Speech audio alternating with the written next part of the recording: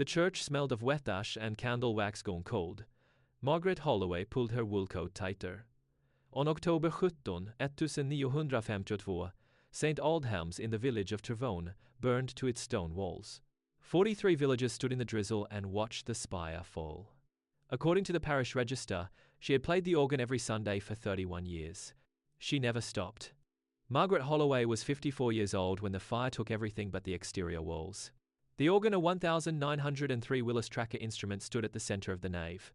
It melted into a blackened skeleton of metal and wood. Parishioners assumed she would find work elsewhere. She did not. Instead, she returned to the ruins every morning at 6, walked past the scorch marks on the flagstones, and sat at what remained of the choir stalls. She played nothing. She just sat. The first strange report came from Thomas Coyle, a retired schoolteacher who lived across the green. In November 1952, he told the Cornish Guardian that he heard organ music drifting from the gutted building at midnight. Not a full piece, he said. Just a single sustained chord, like someone holding down the same key. The paper ran a short paragraph. No one followed up. By Christmas, 6 more villagers had come forward with similar accounts. The music, they agreed, always seemed to come from the same corner where the organ's pedalboard had been. Margaret was found there one February morning, her fingers pressed against the cold stone floor.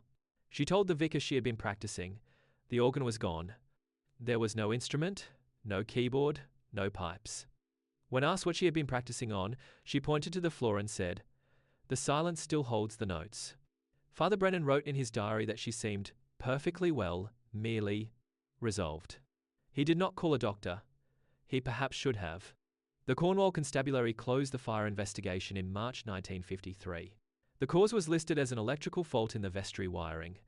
No bodies were recovered, no one had been inside during the service. The parish council voted to leave the ruins standing. Insurance complications made demolition impractical.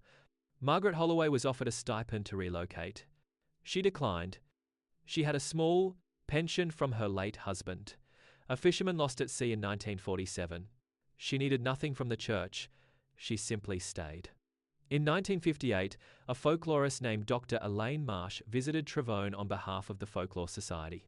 She interviewed 11 villagers and recorded 3 hours of testimony. Her field notes, now held in the archives of University College London, describe Margaret as lucid, articulate, and entirely convinced that the dead remain present in places where music once lived. One passage reads, "She insists the fire did not end the service. The congregation simply changed form. I asked her what they wanted. She said, the same thing they always wanted, to be heard." Dr. Marsh published a 12-page paper. It was largely ignored. The rational interpretation is not difficult to construct.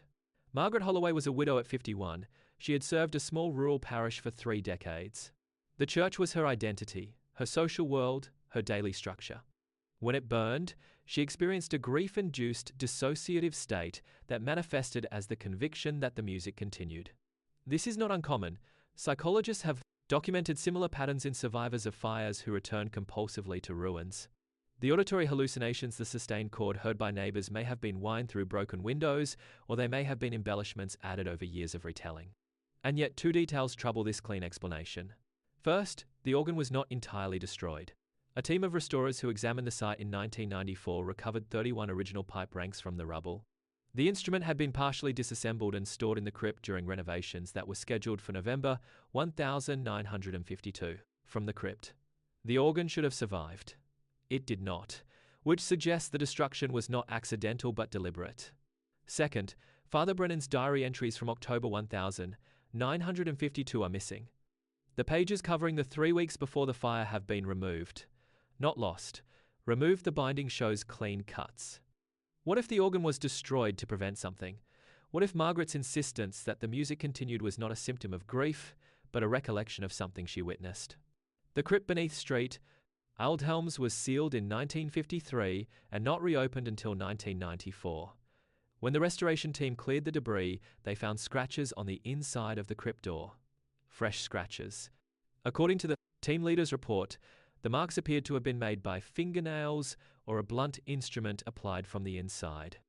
The crypt had been locked and the key lost since the fire. The team pried the door open.